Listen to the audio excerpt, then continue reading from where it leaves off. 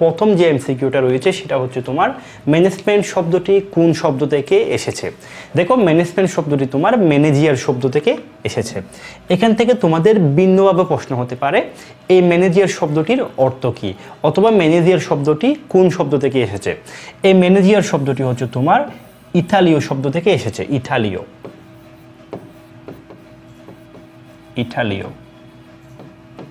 আর এই ম্যানেজিয়ার শব্দের অর্থ কি? ম্যানেজিয়ার শব্দের অর্থ হচ্ছে তোমার অশ্বকে প্রশিক্ষিত করা।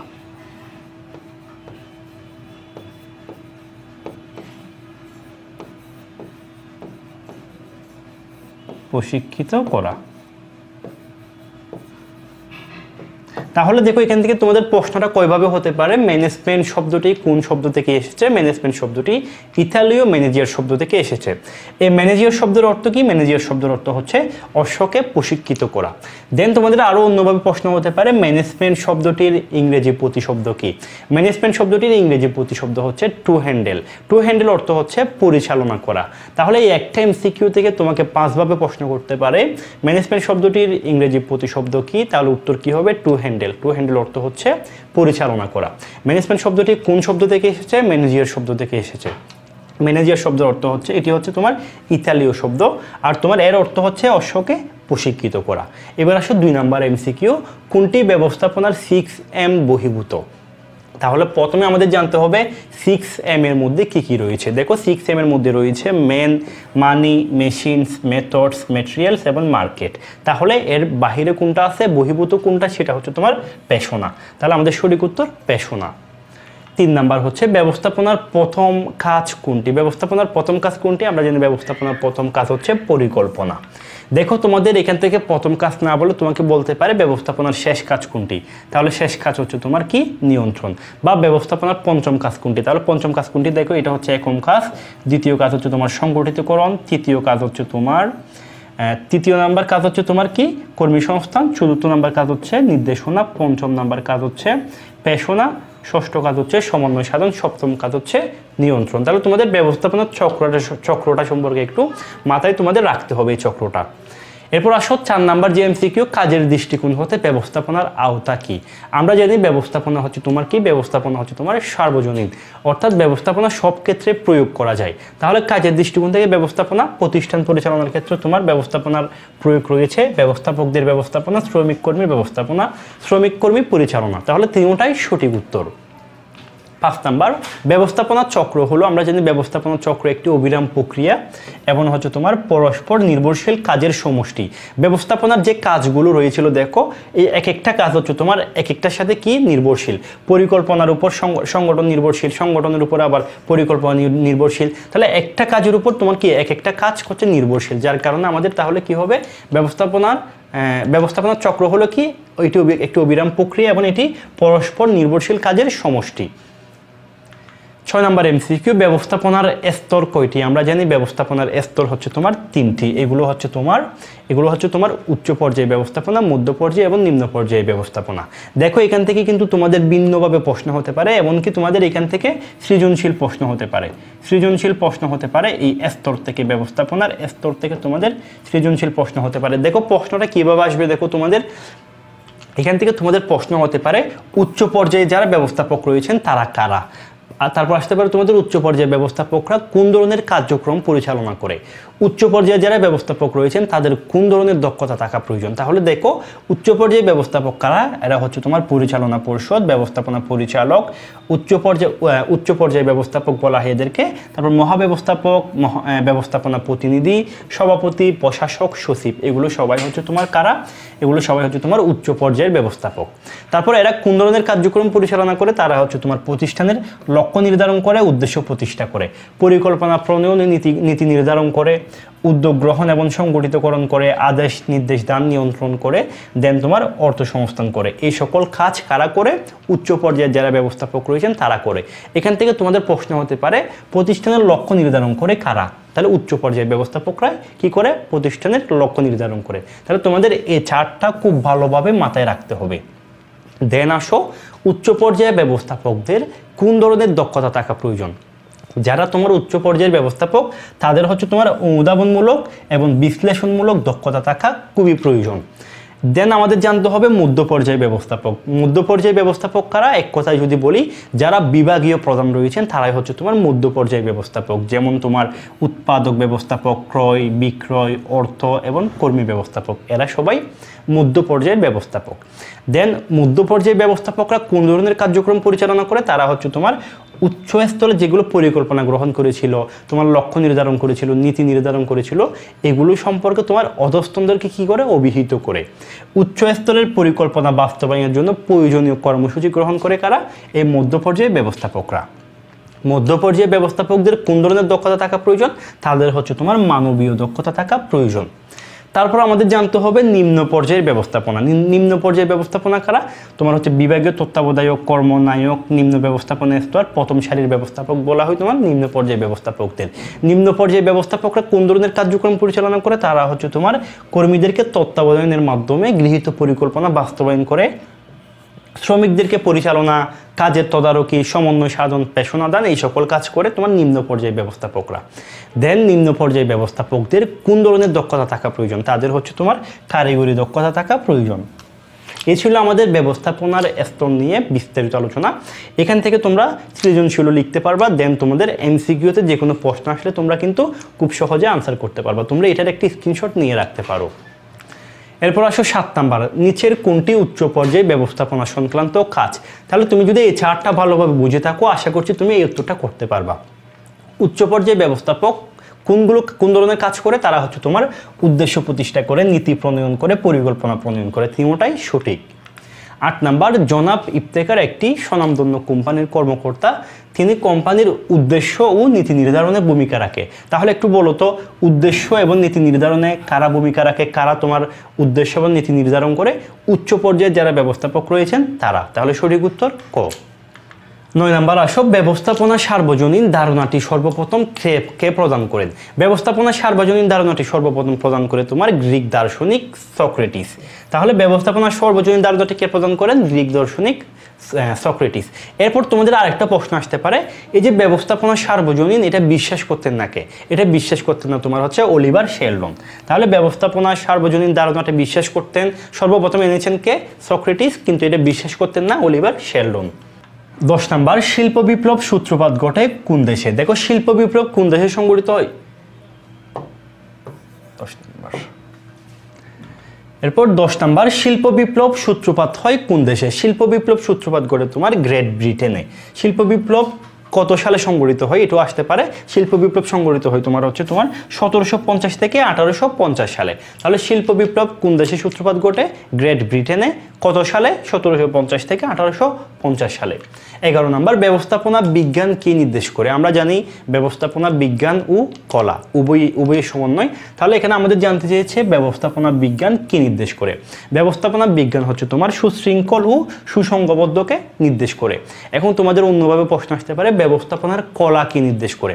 ব্যবস্থাপনার কলা হচ্ছে তোমার প্রায়োগিক দক্ষতাকে নির্দেশ করে। 11 নাম্বার। 12 নাম্বার আসো, নিচের কোনটি সঠিক? নিচের কোনটি সঠিক দেখো, আধুনিক ব্যবস্থাপনার জনক হেনরি পেয়ল, আমরা সকলে জানি, এটাও সঠিক। বৈজ্ঞানিক ব্যবস্থাপনার জনক FW টেলর, এটাও সঠিক। পোস্ট পূর্বের উদ্ভাবককে লুথার গুলিক, এটাও সঠিক। আধুনিক কর্মী ব্যবস্থাপনার জনককে রবার্ট ওয়েন, এটাও সঠিক। তাহলে দেখো আমাদের চারোটাই সঠিক। এখান থেকে তোমাদের চারভাবে এমসিকিউ প্রশ্ন হতে পারে। আধুনিক ব্যবস্থাপনার জনককে, বৈজ্ঞানিক ব্যবস্থাপনার জনককে, পোস্ট পূর্বের উদ্ভাবককে, আধুনিক কর্মী ব্যবস্থাপনার জনককে, তোমাদের চারভাবে প্রশ্ন আসতে পারে। তাহলে দেখো আমরা কিন্তু একটা এমসিকিউর মাধ্যমে চারোটা বিষয় জেনে গেলাম। এবার আসো 13 নাম্বার, একটি উদ্দীপক দেওয়া রয়েছে। মিস্টার আমিন ব্যবস্থাপনা পরিচালক হিসাবে একটি প্রতিষ্ঠানে কর্মরত আছেন। তিনি আগামী ঈদ উপলক্ষে 10% উৎপাদন বৃদ্ধি করতে চায়। কত পার্সেন্ট? 10% উৎপাদন বৃদ্ধি করতে চাই।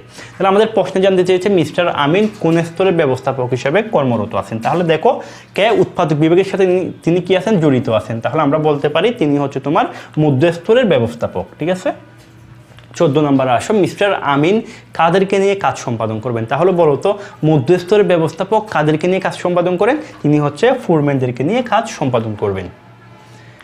15 নাম্বার, নিচের কোন তত্ত্বটি সঠিক? দেখো কোন তত্ত্বটি সঠিক। প্রশাসনকে তুলনা করা হয় তোমার মস্তিষ্কের সাথে, ব্যবস্থাপনাকে তুলনা করা হয় চোখের সাথে, এবং সংগঠনকে তুলনা করা হয় বাহুর সাথে। তিনটাই সঠিক। এখান থেকে তোমাদের সেম তিনটাই আলাদাভাবে প্রশ্ন হতে পারে।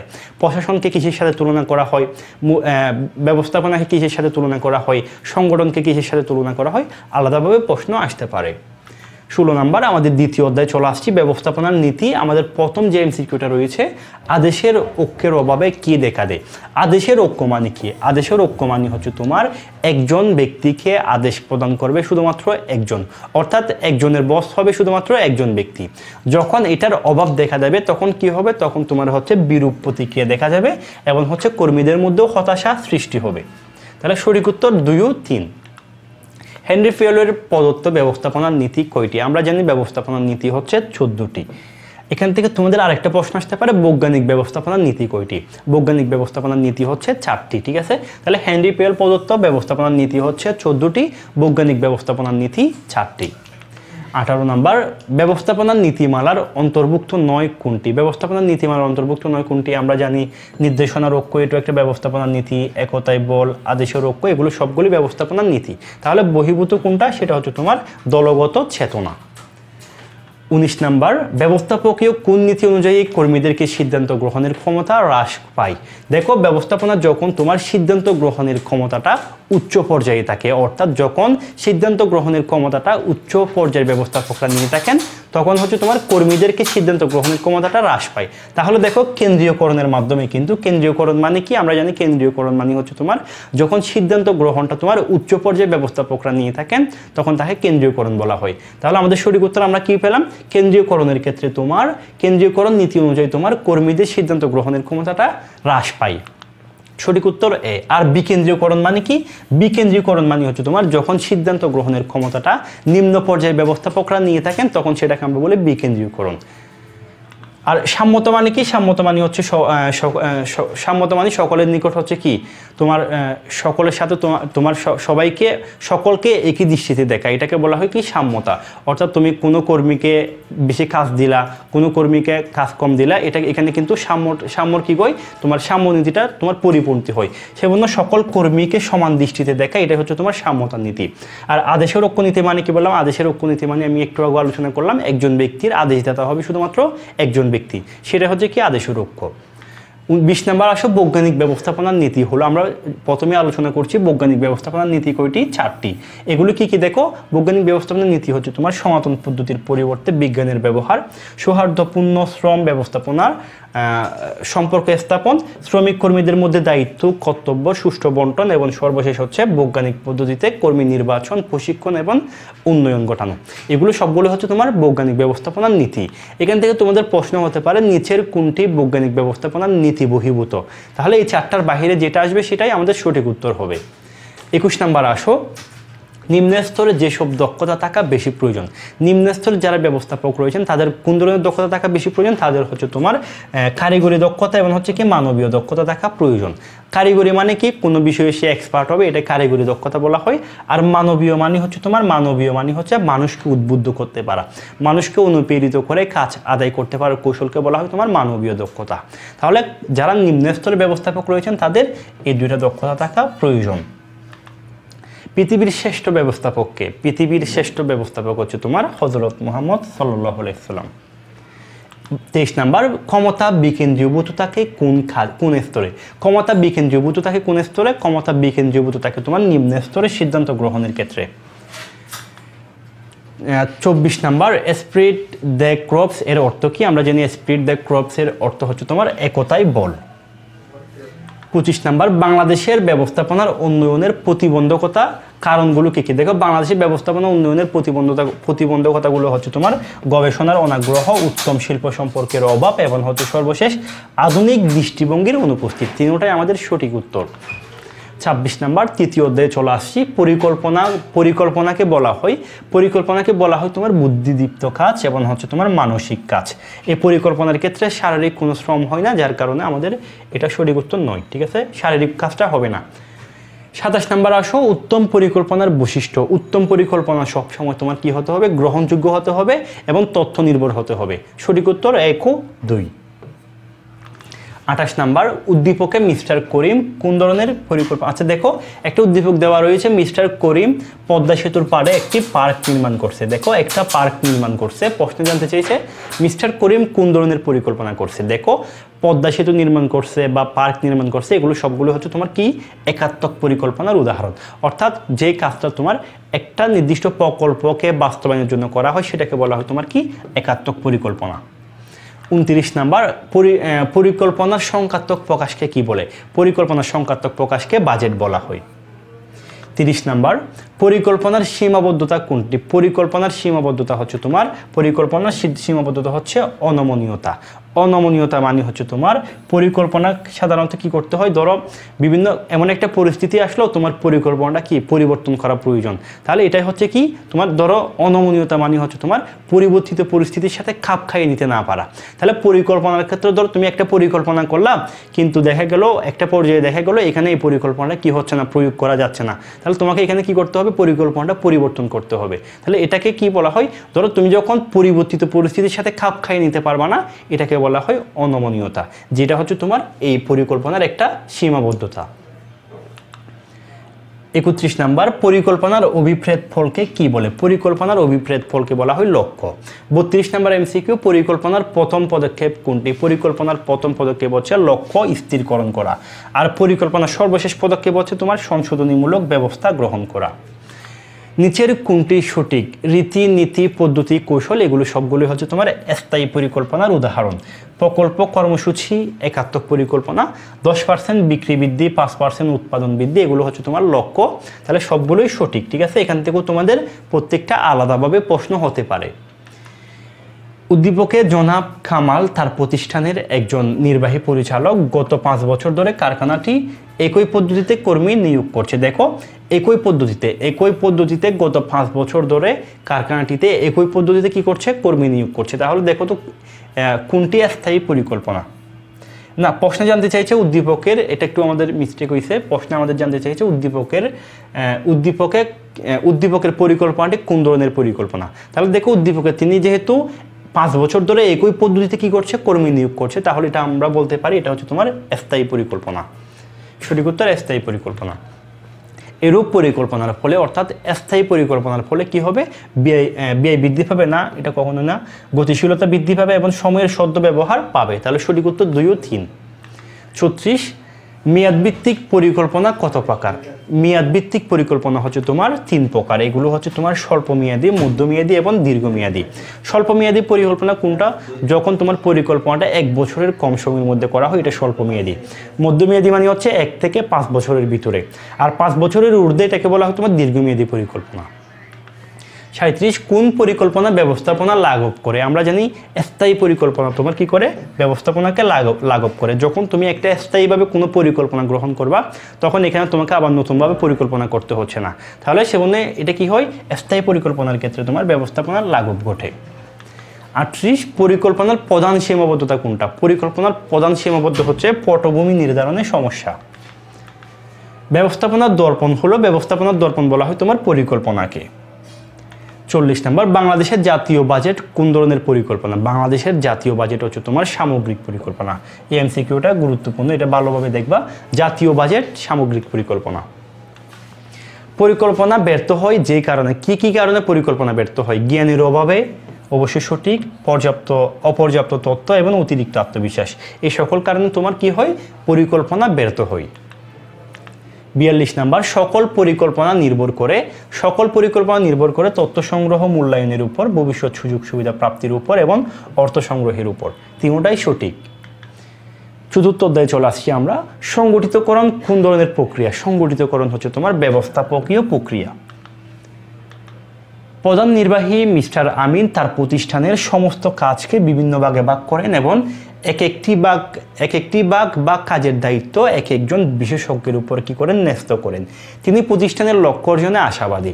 উদ্দীপকে প্রতিষ্ঠানটি কোন ধরনের সংগঠনের কথা বলা হয়েছে? উদ্দীপকে প্রতিষ্ঠানের কোন ধরনের সংগঠনের কথা বলা হয়েছে? দেখো তিনি কি করছে, প্রতিষ্ঠানের বিভিন্ন কাজকে একটি ভাগে ভাগ করছে এবং প্রত্যেকটা ভাগে অথবা প্রত্যেকটা কাজের উপর একজন বিশেষজ্ঞকে কি করছে, দায়িত্ব দিছে। তাহলে আমরা জানি কার্যভিত্তিক সংগঠনের ক্ষেত্রে কি করা হয়, বিশেষজ্ঞদেরকে তোমার নিয়োগ দেওয়া হয়। তাহলে সঠিক উত্তর কি হবে, কার্যভিত্তিক সংগঠন। উদ্দীপকে মিস্টার আমিরের কর্মকাণ্ডে যেসব সুবিধা পাবে, তাহলে প্রশ্ন আসতে পারে তোমার কার্যভিত্তিক সংগঠনের ফলে কী কী সুবিধা পাবে। কার্যভিত্তিক সংগঠনের ফলে তোমার কার্যক্ষেত্রে বিশেষজ্ঞদের জ্ঞান প্রয়োগ হবে, স্বেচ্ছাচারিতা হ্রাস পাবে নাকি নমনীয়তা হ্রাস পাবে। দেখো নমনীয়তা হ্রাস পাবে না, স্বেচ্ছাচারিতা তোমার হ্রাস পাবে। ঠিক আছে, 1 ও 2। 46 হচ্ছে তোমার সংগঠন প্রক্রিয়ার প্রথম পদক্ষেপ কোনটি। সংগঠন প্রক্রিয়ার প্রথম পদক্ষেপ হচ্ছে তোমার কার্য নির্ধারণ করা। আর সংগঠন প্রক্রিয়ার সর্বশেষ পদক্ষেপ কোনটি? পারস্পরিক সম্পর্ক স্থাপন করা। মেট্রিক সংগঠনে কার্যভিত্তিক ও দ্রব্যভিত্তিক বিভাগীয়দের মিশ্রণ দেখা যায়। 2 ধরনের ব্যবস্থাপক একসাথে কাজ করে। যে কোনো একজন ব্যবস্থাপকের চেষ্টার উপর সংগঠনের সফলতা নির্ভর করে। এটা সঠিক নয়। তাহলে দেখো আমাদের সঠিক উত্তর হচ্ছে 1 ও 2। মেট্রিক সংগঠনের যাত্রা শুরু হয় কখন? মেট্রিক সংগঠনের যাত্রা শুরু হয় 60-এর দশকের শুরুতে। নিচের কোনটি সরলরৈখিক সংগঠনের অসুবিধা? দেখো সরলরৈখিক সংগঠনের অসুবিধা হচ্ছে স্বৈরতন্ত্রের প্রতি ঝুঁক প্রবণতা। কেন? দেখো সরলরৈখিক সংগঠন কোনটা? সরলরৈখিক সংগঠন হচ্ছে তোমার উচ্চ পর্যায় থেকে, অর্থাৎ উচ্চ পর্যায়ে যারা ব্যবস্থাপক রয়েছেন তাদের ক্ষমতা পাওয়ারটা একটু বেশি থাকে, আর এরপরে যে আছে তার একটু কমতে থাকে, এভাবেই একদম নিচ পর্যন্ত চলে আসে। ঠিক আছে, অর্থাৎ তোমার যারা উচ্চ পর্যায়ে যারা থাকে, দায়িত্বে থাকে, তাদের হচ্ছে তোমার কি থাকে, পাওয়ারটা যখন বেশি থাকে তারা হচ্ছে সাধারণত তোমার স্বৈরতান্ত্রিক দিকে কি হয়, ধাবিত হয়। যার কারণে আমাদের এটার সরলরৈখিক সংগঠনের অন্যতম একটা অসুবিধা হচ্ছে স্বৈরতন্ত্রের প্রতি ঝুঁক প্রবণতা সৃষ্টি হয়। 50 নাম্বার, জটিল ও বৃহদায়তন সংগঠনে কোন ধরনের সংগঠন উপযোগী? মেট্রিক সংগঠন তোমার সাধারণত জটিল এবং বৃহদায়তন সংগঠনের জন্য উপযোগী। কমিটির অন্তর্ভুক্ত কমিশন, বোর্ড, টাস্ক ফোর্স, সবগুলোই সঠিক। নিচের কোন তত্ত্বটি সঠিক? কার্যভিত্তিক সংগঠনের প্রবক্তা FW টেইলর, পিরামিড আকৃতির সংগঠনের প্রবক্তা হেভন কুঞ্চ ও আইরিস, এটাও সঠিক। সংগঠন কাঠামোকে পিরামিডের সাথে তুলনা করেন কুঞ্চ ও ডুনেল, সবগুলোই সঠিক। দেখো এখান থেকেও তোমাদের প্রশ্নটা আলাদাভাবে হতে পারে, তিনটাই। কমিটি সংগঠনের সুবিধা কি? জরুরি পরিস্থিতি মোকাবেলা করার জন্য কমিটি গঠন করা হয়। গণতান্ত্রিক ব্যবস্থাপনা, সহযোগিতা বৃদ্ধি, তিনটাই সঠিক। মিস্টার গালিব নিশাত এগ্রো লিমিটেডের কর্ণধার। তিনি তার প্রতিষ্ঠানের বিভিন্ন বিভাগের উন্নয়নের জন্য কয়েকজন কৃষি বিশেষজ্ঞকে নিয়োগ দিলেন, যারা শুধুমাত্র বিভাগীয় প্রধানদেরকে কি করে, পরামর্শ প্রদান করে। তাহলে এটা কোন ধরনের সংগঠন? আমরা জানি তোমার সরলরৈখিক ও পদস্থ সংগঠনের ক্ষেত্রে কি করা হয়, একজন পরামর্শক বা কি বিশেষজ্ঞদেরকে কি করা হয়, পরামর্শ হিসাবে তোমার নিযুক্ত করা হয়। তাহলে এখানে সঠিক উত্তর কি হবে? সরলরৈখিক ও পদস্থ কর্মী। এই সরলরৈখিক ও পদস্থ কর্মী সংগঠনে কি করা হয়, একজন পদস্থ কর্মীকে নিয়োগ দেওয়া হয়। এখানে দেখো বিভাগীয় প্রধানদেরকে পরামর্শ দেওয়ার জন্য কি করছে, একজন তিনি কৃষি বিশেষজ্ঞদেরকে কি করছে, নিয়োগদান করছে। তাহলে এটা আমরা বলতে পারি কি সরলরৈখিক ও পদস্থ কর্মী সংগঠন। 55 নাম্বার, উদ্দীপকের প্রতিষ্ঠানটিতে কৃষি বিশেষজ্ঞ নিয়োগের ফলে কি হবে, অপচয় হ্রাস পাবে, মুনাফা বৃদ্ধি পাবে এবং কর্তৃত্বের মধ্যে সংঘাত হতে পারে। হ্যাঁ, তিনটাই সঠিক। দেখো এখানে যেহেতু তোমার 2 জন ব্যবস্থাপক রয়েছে, অর্থাৎ 2 জনকে যেহেতু থাকবে, দেখো একজন হচ্ছে তোমার কি এই সরলরৈখিক ও পদস্থ কর্মী সংগঠনের ক্ষেত্রে তোমার 2 ধরনের থাকতেছে। দেখো একজন হচ্ছে তোমার বিভাগীয় প্রধান আর একজন কৃষি বিশেষজ্ঞ। যেহেতু 2 জনেরই ক্ষমতা থাকবে, সেজন্য এখানে কি ঘটবে, এখানে তোমার কর্তৃত্বের মধ্যে কি হবে, সংঘাত হতে পারে। 56 নাম্বার, সংগঠনের কাজ কি? কার্যাবলীগুলোকে চিহ্নিতকরণ, কার্যসমূহ বিভাগীয়করণ, দায়িত্ব কর্তৃত্ব বন্টন, তিনটাই সংগঠনের কাজ। 5ম অধ্যায়, কর্মী সংস্থান বলতে বোঝায়, কর্মী সংস্থান মানে কি? কর্মী সংস্থান মানে হচ্ছে কর্মী সংগ্রহ করা, কর্মী নির্বাচন করা, কর্মী নিয়োগ করা, সবগুলোই কর্মী সংস্থান। কর্মী সংস্থান প্রক্রিয়ার ক্রম কোনটি? কর্মী সংস্থান প্রক্রিয়ার ক্রম হচ্ছে তোমার প্রথমে কর্মী সংগ্রহ করতে হবে, এরপর নির্বাচন করতে হবে, এরপর নিয়োগ করতে হবে, তারপর উন্নয়ন ঘটাতে হবে। তাহলে ক্রম কোনটা সঠিক? এটাই সঠিক। এটা কেন সঠিক নয়? দেখো প্রথমে নির্বাচন কেমনে করবা, আগে তো সংগ্রহ করতে হবে, তারপর না তুমি নির্বাচন করতে পারবা, তাহলে এটা ভুল। প্রথমে নিয়োগ কেমনে দিবা, আগে সংগ্রহ করতে হবে। হ্যাঁ, এখানে সংগ্রহ করছে ঠিক আছে, এখানে নির্বাচনও ঠিক আছে, কিন্তু নিয়োগ না দিয়ে আগে তুমি উন্নয়ন কেমনে করবা, আগে তো নিয়োগ দিতে হবে, তাহলে এটাও ভুল। তাহলে সঠিক উত্তর হচ্ছে ক নাম্বারটা। কোনটি কর্মী সংগ্রহের অভ্যন্তরীণ উৎস? অভ্যন্তরীণ উৎস হচ্ছে তোমার বিজ্ঞাপন, এটা বাহ্যিক উৎস, চাকরি সন্ধানে বাহ্যিক উৎস, শ্রমিক সংঘের সুপারিশ, এটা হচ্ছে তোমার অভ্যন্তরীণ উৎস, শিক্ষা প্রতিষ্ঠান বাহ্যিক উৎস। তাহলে সঠিক উত্তর গ। 60 নাম্বার, কোনটি কর্মী সংগ্রহের বাহ্যিক উৎস? শ্রমিক সংঘ, এটা হচ্ছে তোমার অভ্যন্তরীণ, পদোন্নতি, এটাও অভ্যন্তরীণ, কর্মী নিয়োগ কেন্দ্র, কর্মী নিয়োগ কেন্দ্র, এটা হচ্ছে তোমার কি বাহ্যিক উৎস, ঠিক আছে। আর বর্তমান কর্মীদের সুপারিশ, এটা হচ্ছে তোমার অভ্যন্তরীণ উৎস। তাহলে সঠিক উত্তর গ। কাজের মাধ্যমে প্রশিক্ষণ পদ্ধতি কোনটি? কাজের মাধ্যমে প্রশিক্ষণ পদ্ধতি, সেমিনার এটা কাজের বাহিরে, অধিবেশন এটাও কাজের বাহিরে, আলোচনা এটাও কাজের বাহিরে প্রশিক্ষণ, আর শিক্ষানবিশটা হচ্ছে তোমার কাজের মাধ্যমে প্রশিক্ষণ। একটা উদ্দীপক দেওয়া রয়েছে, কমল ও বিমল 2009 সালে জানুয়ারি, কমল হচ্ছে জানুয়ারিতে আর ডিসেম্বর হচ্ছে তোমার বিমল, সহকারী বিক্রয় ব্যবস্থাপক হিসাবে যোগদান করেন 2015 সালে কার্যফল বিবেচনা করে। দেখো কার্যফল অর্থাৎ কাজকে বিবেচনা করে জনাব বিমলকে পদোন্নতি দিয়েছে। কাকে? বিমলকে পদোন্নতি দিয়েছে। প্রশ্ন জানতে চাইছে উদ্দীপকের পদোন্নতির ভিত্তিটা কি। দেখো পদোন্নতির ভিত্তিকে যখন কাজকে বিবেচনা করে যখন পদোন্নতি দেবে, এটাকে আমরা বলবো যোগ্যতার ভিত্তিতে পদোন্নতি। তাহলে সঠিক উত্তর যোগ্যতা। 63 নম্বর, এরূপ পদোন্নতির ফলে অর্থাৎ যোগ্যতা ভিত্তিক পদোন্নতির ফলে কি কি ঘটবে? প্রবীণ কর্মীরা অনুপ্রেরিত হবে না, তারা অনুপ্রেরিত হবে না। দক্ষ কর্মীরা উৎসাহিত হবে এবং প্রতিষ্ঠানের উৎপাদনশীলতা বৃদ্ধি পাবে। 2 ও 3 সঠিক। প্রশিক্ষণ দেওয়ার সুবিধা হলো, প্রশিক্ষণ দেওয়ার সুবিধা কি? কর্মীদের জ্ঞান বাড়ে, কর্মীদের দক্ষতা বাড়ে, শ্রম গুণমানতা হ্রাস পায়। 3টাই সঠিক। পদোন্নতির ভিত্তি হলো, দেখো পদোন্নতির কয়টা ভিত্তি রয়েছে? পদোন্নতির 3টা ভিত্তি রয়েছে। কয়টা? 3টা ভিত্তি রয়েছে। এগুলো হচ্ছে তোমার জ্যেষ্ঠতার ভিত্তিতে পদোন্নতি, যোগ্যতার ভিত্তিতে পদোন্নতি এবং জ্যেষ্ঠতা ও যোগ্যতার ভিত্তিতে পদোন্নতি। দেখো এখান থেকে জ্যেষ্ঠতার ভিত্তিতে যোগ্যতার মানে হচ্ছে, অর্থাৎ জ্যেষ্ঠতার ভিত্তিতে মানে হচ্ছে তুমি চাকরিতে যে ব্যক্তি চাকরিতে দীর্ঘদিন ধরে কাজ করতেছে, অর্থাৎ যে ব্যক্তির চাকরির মেয়াদ বেশি, তাকে যদি পদোন্নতি দেওয়া হয় সেটাকে আমরা বলবো জ্যেষ্ঠতার ভিত্তিতে। অর্থাৎ চাকরির মেয়াদের ভিত্তিতে যদি কি করা হয়? পদোন্নতি দেওয়া হয়, সেটাকে আমরা বলবো জ্যেষ্ঠতার ভিত্তিতে। আর যদি তোমার কাজের ভিত্তিতে পদোন্নতি দেওয়া হয় অথবা যোগ্যতার ভিত্তিতে, কারো যোগ্যতা আছে তাকে আমি পদোন্নতি দেব, তাহলে সেটাকে আমরা বলবো যোগ্যতার ভিত্তিতে।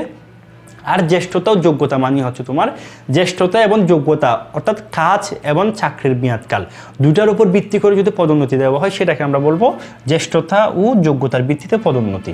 আশা করছি তোমরা 3টা বিষয় ক্লিয়ার। কর্মী নির্বাচনে কর্মীর যুগ প্রবণতা কোন পরীক্ষার মাধ্যমে যাচাই করা হয়? কর্মীর যুগ প্রবণতা যাচাই করা হয় তোমার হচ্ছে প্রবণতা পরীক্ষার মাধ্যমে। 67, ঊর্ধ্বতন পদের লোক নিয়োগের ক্ষেত্রে কোন ধরনের পরীক্ষা দেওয়া হয়? ঊর্ধ্বতন পদে যখন কোনো কর্মীকে নিয়োগ করবে তখন তোমার বুদ্ধিমাত্রা পরীক্ষার মাধ্যমে তাকে নিয়োগ প্রদান করবে। বাংলাদেশের সরকারি প্রতিষ্ঠানের পদোন্নতির ভিত্তি কি?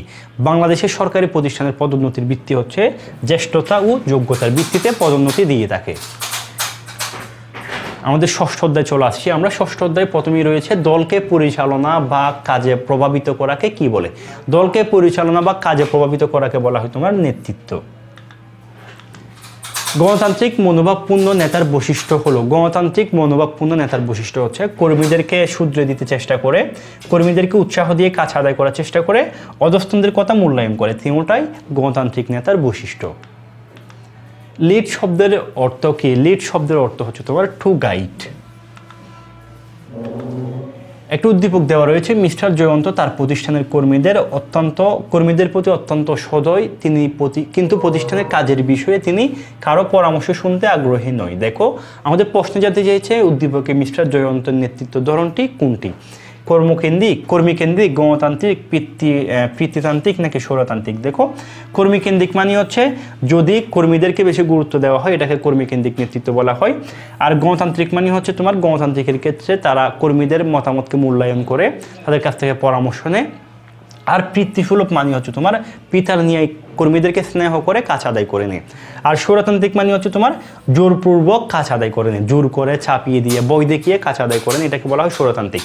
তাহলে দেখো এখানে দেখো তিনি হচ্ছে কর্মীদের প্রতি অত্যন্ত সদয়, অর্থাৎ তার মানে তিনি কর্মীদের প্রতি বিনয়, সদয়, কিন্তু তাদের পরামর্শ গ্রহণ করে না, সেটা ঠিক। তাহলে আমরা এটাকে বলতে পারি কি পিতৃসুলভ নেতৃত্ব। পিতৃসুলভ নেতৃত্বের ক্ষেত্রে কর্মীদেরকে কি করা হয়? স্নেহ করা হয়, কর্মীদের প্রতি তোমার কর্মীদেরকে উৎসাহ দিয়ে কাজ আদায় করে নেওয়া হয়। তাহলে এটাকে আমরা বলবো কি পিতৃসুলভ নেতৃত্ব। লাগামহীন নেতৃত্বে, লাগামহীন নেতৃত্বে কি হয়? নেতা কর্মবিমুখ থাকে। লাগামহীন নেতৃত্বের ক্ষেত্রে তোমার নেতা কাজ করে না, অধস্তনরাই কার্যক্ষেত্র নির্ধারণ করে, প্রতিষ্ঠানের সুশৃঙ্খল পরিস্থিতি বজায় থাকে না। দেখো লাগামহীন নেতৃত্বের ক্ষেত্রে প্রতিষ্ঠানে বিশৃঙ্খলা সৃষ্টি হয়। তাহলে সঠিক উত্তর 1 ও 2। উদ্দীপক দেওয়া রয়েছে একটা, মিস্টার সজল চৌধুরী একটি প্রতিষ্ঠানের সিইও হিসেবে সকল সিদ্ধান্ত নিজেই ইচ্ছামতো গ্রহণ করেন এবং তা কর্মীদেরকে বাস্তবায়নের নির্দেশ দেন। তাহলে মিস্টার সজল প্রতিষ্ঠানের কোন ধরনের নেতৃত্ব বিদ্যমান? দেখো স্বৈরতান্ত্রিক নেতৃত্ব বিদ্যমান কেন? দেখো তিনি হচ্ছে কারো পরামর্শ গ্রহণ করে না এবং তাদের উপর কি করে বাস্তবায়নের নির্দেশ দিয়ে দেয়। তাহলে এটাকে আমরা বলতে পারি কি স্বৈরতান্ত্রিক, গণতান্ত্রিক নয়, কারণ গণতান্ত্রিকের ক্ষেত্রে কর্মীদের মতামতকে বিবেচনা করা হয়। পিতৃসুলভের ক্ষেত্রে তোমার কোনো জোর জবরদস্তি করে না। লাগামহীনের ক্ষেত্রে নেতা তো কর্মবিমুখ থাকে। তাহলে সঠিক উত্তর 1। এরূপ নেতৃত্বে অর্থাৎ তোমার স্বৈরতান্ত্রিক নেতৃত্বের ক্ষেত্রে সাধারণত ইতিবাচক হয় না, স্বৈরতান্ত্রিক নেতৃত্ব হচ্ছে তোমার সবসময় নেতিবাচক। আর নেতার জন্য সন্তুষ্টিবর্ধক, এটা ঠিক আছে। জনশক্তি সবসময় অপছন্দ করে। হ্যাঁ দেখো স্বৈরতান্ত্রিক নেতৃত্বের ক্ষেত্রে কর্মীরা সবসময় তাদেরকে কী করে অপছন্দ করে। আর নেতা নিজেকে কি নেতা তো অবশ্যই তুমি যখন সবচেয়ে ক্ষমতাবান হবা তখন তোমার তো অবশ্যই নেতা নিজেকে কি করবে সন্তুষ্টিবর্ধক মনে করবে। তাহলে সঠিক উত্তর হচ্ছে 2 ও 3। কোন ধরনের নেতৃত্বে কর্মীরা অবাধ স্বাধীনতা ভোগ করে? দেখো লাগামহীন নেতৃত্বের ক্ষেত্রে কর্মীরা অবাধ স্বাধীনতা ভোগ করে। পদমর্যাদা হতে যে নেতৃত্ব কোনটি? আচ্ছা এখানে একটু মিস্টেক হয়েছে। পদমর্যাদা থেকে কোন নেতৃত্ব সৃষ্টি হয়? দেখো পদমর্যাদা থেকে নেতৃত্ব সৃষ্টি হয় হচ্ছে তোমার আনুষ্ঠানিক নেতৃত্ব। পদমর্যাদা থেকে যে নেতৃত্ব সৃষ্টি হয় তাকে আনুষ্ঠানিক নেতৃত্ব বলে। অধিকতর গ্রহণযোগ্য নেতৃত্ব কোনটি? সবচেয়ে গ্রহণযোগ্য নেতৃত্ব হচ্ছে তোমার গণতান্ত্রিক নেতৃত্ব। ইএফ ফিল্ডার কোন ধরনের নেতৃত্ব উদ্ভাবন করেন? ইএফ ফিল্ডার তিনি হচ্ছে তোমার পিতৃসুলভ নেতৃত্ব কি করেন? উদ্ভাবন করেন। স্বৈরাচারী নেতৃত্বের বৈশিষ্ট্য দেখো ক্ষমতা বিকেন্দ্রীকরণ করে না, সকল ক্ষেত্রে অযথা হস্তক্ষেপ করে এবং সকল সিদ্ধান্ত তিনি একাই গ্রহণ করে। তাহলে সঠিক উত্তর 2 ও 3। লাগামহীন নেতৃত্বে নেতা কর্মবিমুখ থাকে, কর্মীরা স্বাধীনতা ভোগ করে। যেহেতু নেতা কোনো তাদেরকে জবাবদিহিতা করে না, তাদেরকে কি করে না, কোনো কাজ দেয় না বা কাজ আদায় করার জন্য তাদেরকে কোনো পরামর্শ দেয় না। নেতা যেহেতু কর্মবিমুখ থাকে সেজন্য কর্মীরা স্বাধীনতা ভোগ করে এবং শৃঙ্খলা বজায় থাকে না। লাগামহীন নেতৃত্বের ক্ষেত্রে তোমার শৃঙ্খলা বজায় থাকে না। তাহলে সঠিক উত্তর 1 ও 2। একজন আদর্শ নেতার গুণাবলী বহির্ভূত হলো। একজন আদর্শ নেতার গুণাবলী কোনগুলো? এগুলো হচ্ছে তার দূরদৃষ্টি সম্পন্ন, সাহস, ধৈর্য, এগুলো হচ্ছে তার গুণাবলী। তাহলে গুণাবলী বহির্ভূত কোনটা? আত্মকেন্দ্রিক মানসিকতা। নির্দেশনাকে প্রশাসনের হৃৎপিণ্ড বলা হয়। কি বলা হয়? হৃৎপিণ্ড। পরামর্শমূলক নির্দেশনা কোন ধরনের যোগাযোগ প্রবাহ সৃষ্টি করে? দেখো পরামর্শমূলক নির্দেশনা সবসময় তোমার দ্বিমুখী যোগাযোগ প্রবাহ সৃষ্টি করে। 85 নাম্বার আমাদের সর্বশেষ অধ্যায়। 85 রয়েছে নিয়ন্ত্রণের বৈশিষ্ট্য কোনটি? আমরা জানি নিয়ন্ত্রণ একটি অবিরাম প্রক্রিয়া। প্রতিষ্ঠান যতদিন টিকে থাকবে ততদিন পর্যন্ত নিয়ন্ত্রণের কার্যক্রম পরিচালনা করতে হবে। কাঙ্ক্ষিত মানের সাথে অর্জিত মানের তুলনাকে কি বলা হয়? তোমার নিয়ন্ত্রণ বলা হয়। নিয়ন্ত্রণের মূল উদ্দেশ্য কি? নিয়ন্ত্রণের মূল উদ্দেশ্য হচ্ছে তোমার জবাবদিহিতা নিশ্চিতকরণ। নিয়ন্ত্রণের মূল উদ্দেশ্য কি? এমসিকিউটা গুরুত্বপূর্ণ। উদ্দেশ্য হচ্ছে তোমার জবাবদিহিতা নিশ্চিতকরণ। পার্টের পূর্ণরূপ কি? পার্টের পূর্ণরূপ হচ্ছে program evaluation and review technique. পার্টের পূর্ণরূপ কি? Program evaluation review technique. এই পার্ট হচ্ছে তোমার কি? নিয়ন্ত্রণের একটা কৌশল, আধুনিক কৌশল বলা হয়। সমচ্ছেদ বিন্দু বলতে কি বুঝো? সমচ্ছেদ বিন্দু মানে হচ্ছে তোমার আয় সমান ব্যয়। সমচ্ছেদ বিন্দুর ক্ষেত্রে তোমার কোনো লাভও হবে না, তোমার কি হবে না, আবার লসও হবে না। অর্থাৎ এমন একটা বিন্দু, এই বিন্দুর উপর যদি তুমি বেশি বিক্রি করো তাহলে তোমার লাভ হবে, আর এই বিন্দুর চেয়ে যদি তুমি কম বিক্রি করো তাহলে তোমার লস হবে। আর সমচ্ছেদ বিন্দু মানে তাহলে আমরা বলতে পারি কি? আয় সমান ব্যয়। 90 নাম্বার আমাদের এমসিকিউটা হচ্ছে বিচ্যুতি নির্ণয়ের সূত্রটা কি? বিচ্যুতি নির্ণয়ের সূত্র হচ্ছে তোমার আদর্শ মানের সাথে আমরা কি করব? প্রকৃত কার্যফলটা বিয়োগ করব। এটাই হচ্ছে তোমার বিচ্যুতি নির্ণয়ের সূত্র। নিয়ন্ত্রণ প্রক্রিয়ার প্রথম পদক্ষেপ কোনটি? নিয়ন্ত্রণ প্রক্রিয়ার প্রথম পদক্ষেপ হচ্ছে আদর্শ মান নির্ধারণ করা। আর সর্বশেষ পদক্ষেপ কি? নিয়ন্ত্রণ প্রক্রিয়ার সর্বশেষ পদক্ষেপ হচ্ছে সংশোধনমূলক ব্যবস্থা গ্রহণ করা। নিয়ন্ত্রণ প্রক্রিয়ার সর্বশেষ ধাপ কোনটি? নিয়ন্ত্রণ প্রক্রিয়ার সর্বশেষ ধাপ হচ্ছে সংশোধনমূলক ব্যবস্থা গ্রহণ। নমনীয়তাকে নিয়ন্ত্রণের গুণ বলা হয় কেন? দেখো নমনীয়তাকে কেন নিয়ন্ত্রণের গুণ বলা হয়? নিয়ন্ত্রণ হচ্ছে কি করা হয়? নমনীয়তা মানে আমরা একটু আগে বলেছিলাম, নমনীয়তা মানে হচ্ছে কি পরিবর্তিত পরিস্থিতির সাথে খাপ খাইয়ে নেওয়া। তাহলে নমনীয়তাকে নিয়ন্ত্রণের গুণ বলা হয় কেন? কারণ হচ্ছে তোমার নিয়ন্ত্রণ পরিবর্তনযোগ্য হওয়া প্রয়োজন। অর্থাৎ নিয়ন্ত্রণের যে কৌশলগুলো রয়েছে সব ক্ষেত্রে তুমি কি করতে পারবে না, একটা কৌশল অ্যাপ্লাই করতে পারবে না। বিভিন্ন পরিস্থিতিতে তোমাকে নিয়ন্ত্রণ কৌশলটা কি করতে হতে পারে, পরিবর্তন করতে হতে পারে। তাহলে সেই জন্য তোমার নিয়ন্ত্রণ পরিবর্তনযোগ্য হওয়া প্রয়োজন বলে নমনীয়তাকে নিয়ন্ত্রণের একটা গুণ বলা হয়। এটা আবার অনুধাবনমূলক প্রশ্নের জন্য গুরুত্বপূর্ণ, তোমরা এটা একটু মাথায় রাখবা। এরপর আসো, ব্যবস্থাপনা কোনটির মাধ্যমে পরিকল্পনা বাস্তবায়ন করে? ব্যবস্থাপনা তোমার নিয়ন্ত্রণের মাধ্যমে তার পরিকল্পনাকে কি করে বাস্তবায়ন করে। নিয়ন্ত্রণ সবসময় কোন স্তরে ব্যবস্থাপকের কাজ? নিয়ন্ত্রণ সবসময় উচ্চ পর্যায়ে যারা ব্যবস্থাপক রয়েছেন তাদের কাজ। ব্যবস্থাপক কিভাবে কাজের অগ্রগতি পরিমাপ করে? ব্যবস্থাপক আদর্শ মানের সাথে কাজের তুলনা করে তিনি কি করেন, কাজের অগ্রগতি পরিমাপ করেন। একটা উদ্দীপক দেওয়া রয়েছে, উদ্দীপক দিয়েছে দেখো, সুমি এন্টারপ্রাইজের সাপ্তাহিক উৎপাদনের লক্ষ্যমাত্রা ছিল 5000 একক, কিন্তু সাপ্তাহিক শেষে দেখা যায় 35 একক কি করতে পারছে, উৎপাদন করতে পারছে। ফলে প্রতিষ্ঠানটি সময়মতো পণ্য সরবরাহ করতে ব্যর্থ হচ্ছে। আমাদের প্রশ্নে জানতে চেয়েছে উদ্দীপকে বর্ণিত সুমি এন্টারপ্রাইজের কাঙ্ক্ষিত লক্ষ্যমাত্রা অর্জনের ব্যর্থতার কারণটা কি? দেখো, তিনি কিন্তু উৎপাদন লক্ষ্যমাত্রা নির্ধারণ করছে কত, 5000 একক, কিন্তু সে সপ্তাহ শেষে কত পারসেন্ট উৎপাদন করতে পারছে, তিনি 35 একক। তাহলে দেখো, তিনি কিন্তু পরিকল্পনা নিতে অনেক বেশি পরিকল্পনা নিতে। তাহলে আমরা বলতে পারি সঠিক পরিকল্পনার অভাবে তিনি লক্ষ্যমাত্রা অর্জন করতে পারে নাই। তাহলে তার পরিকল্পনাটা কি ছিল, ভুল ছিল। উদ্দীপকে বর্ণিত সুমি এন্টারপ্রাইজের বিচ্যুতির পরিমাণ নির্ধারণ করার জন্য গৃহীত পদক্ষেপ কি? দেখো, বিচ্যুতির পরিমাণ নির্ণয়ের জন্য সুমি এন্টারপ্রাইজ কি করতে পারে, কার্যফল পরিমাপ করবে অবশ্যই। তারপর হচ্ছে তোমার বিচ্যুতির কারণ নির্ধারণ ও মূল্যায়ন না, আদর্শ মানের সাথে সম্পাদিত কার্যফলে কি করবে, তুলনা করবে। তাহলে দেখো, বিচ্যুতি নির্ণয়ের জন্য প্রথমে কি করবে, আদর্শ মানের সাথে তার কার্যফল পরিমাপ করবে, তারপর হচ্ছে আদর্শ মানের সাথে সম্পাদিত কার্যফলের তুলনা করবে। 3 আমাদের সঠিক উত্তর। 99 নাম্বার, নিচের কোন তত্ত্বটি সঠিক? দেখো, স্বৈরতান্ত্রিক সর্বপ্রাচীন এবং নেতিবাচক নেতৃত্ব, এটাও সঠিক। গণতান্ত্রিক নেতৃত্ব হচ্ছে তোমার আধুনিক, ইতিবাচক এবং হচ্ছে সর্বোত্তম। লাগামহীন নেতৃত্বে নেতা কর্মবিমুখ থাকে। স্বৈরতান্ত্রিক নেতৃত্বের উন্নত সংস্কার হচ্ছে কি, পিতৃসুলভ নেতৃত্ব। তাহলে দেখো, এখানে সবগুলোই সঠিক। এই এমসিকিউগুলো এভাবে কেন দিলাম, যাতে আমি চেষ্টা করছি সবগুলো ইনফরমেশন একটা এমসিকিউতে তোমাদেরকে দেওয়ার জন্য। আমাদের সর্বশেষ যে এমসিকিউটা রয়েছে, নিচের কোন তত্ত্বটি সঠিক? নিয়ন্ত্রণের প্রথম পদক্ষেপ হচ্ছে আদর্শ মান নির্ধারণ করা। সর্বশেষ ধাপ সংশোধনীমূলক ব্যবস্থা গ্রহণ। নিয়ন্ত্রণের আধুনিক কৌশলগুলো হচ্ছে পার্টের পূর্ণরূপ কি বললাম, program evaluation review technique, CPEM, এবং হচ্ছে গ্রেন চার্ট। তারপর গ্রেন চার্টের উদ্ভাবক হচ্ছেন হেনরি লরেন্স গ্রেন্ট। এখানে তোমাদের সবগুলোই মাথায় রাখতে হবে। নিয়ন্ত্রণের আধুনিক কৌশল কোনটি, প্রশ্ন আসতে পারে। আবার গ্রেন চার্টের উদ্ভাবককে, এটাও প্রশ্ন আসতে পারে। তারপর CPM এর পূর্ণরূপ কি? CPM এর পূর্ণরূপ দেখো, ক্রিটিক্যাল পাথ মেথড। CPM এর পূর্ণরূপ কি, এটাও প্রশ্নে আসতে পারে। এই ছিল আমাদের ম্যানেজমেন্ট সেকেন্ড পেপারের গুরুত্বপূর্ণ টপ 100 এমসিকিউ। আমি চেষ্টা করেছি ব্যাখ্যা সহকারে তোমাদেরকে 100টা এমসিকিউ বুঝিয়ে দেওয়ার জন্য। আমি যে ব্যাখ্যাগুলো বললাম এবং যে 100টা এমসিকিউ তোমাদেরকে দিলাম, তোমরা যদি ব্যাখ্যা সহকারে এই 100টা এমসিকিউ ভালোভাবে অধ্যয়ন করে যেতে পারো, আশা রাখতে পারো এখান থেকে তোমরা সর্বোচ্চটুকু তোমরা কমন পাবে ইনশাআল্লাহ। তাহলে পরের ক্লাসে দেখা হবে। সে পর্যন্ত সবার সুস্বাস্থ্য কামনা করে শেষ করছি। আসসালামু আলাইকুম।